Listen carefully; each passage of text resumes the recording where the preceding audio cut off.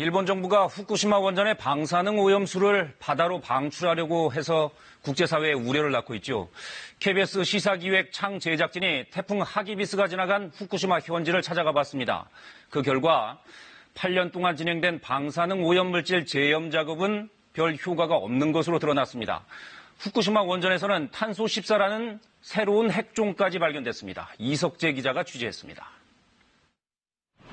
후쿠시마 원전에서 10km 떨어진 마을로 들어가는 요금소입니다. 최대한 빨리 지나가라는 경고판이 서 있습니다. 한쪽에선 방사성 물질에 오염된 흙을 제거하는 작업이 한창입니다. 今5センチぐらい削っているところですか。こちら指示受けてるのは、はい、88センチ。 통행 금지가 해제된 도로입니다. 방사 선량이 여전히 기준치의 30배를 뛰어넘습니다. 바로 옆 하수구는 기준치의 70배가 넘습니다.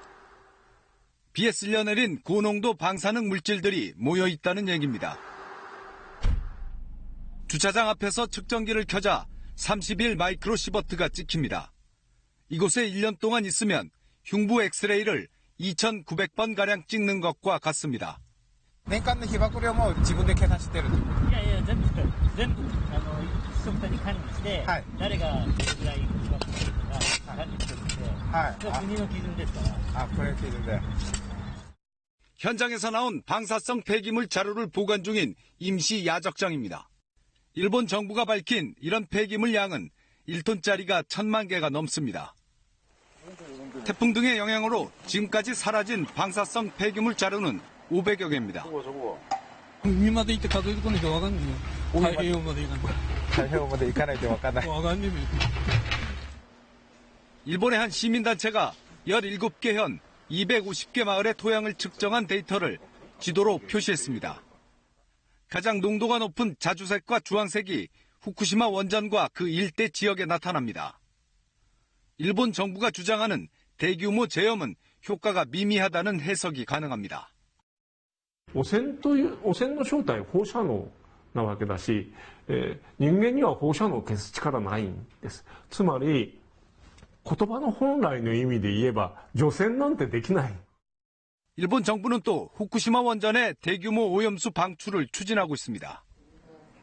지난달 열린 일본 참의원 회의에서는 원전에서 새로운 핵종이 발견됐다는 지적이 나왔습니다.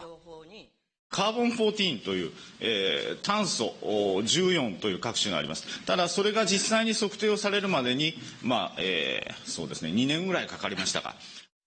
탄소 14는 먹이 사슬을 통해 오염 지역에 있지 않은 사람을 피폭시킬 수 있는 물질이어서 면밀한 조사가 선행돼야 합니다.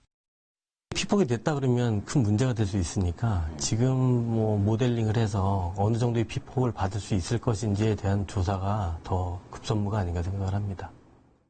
지금까지 전 세계에 영향을 준 방사능 오염 물질은 불과 3%, 97%는 아직 발전소 안에 남아 있습니다. KBS 뉴스 이석재입니다.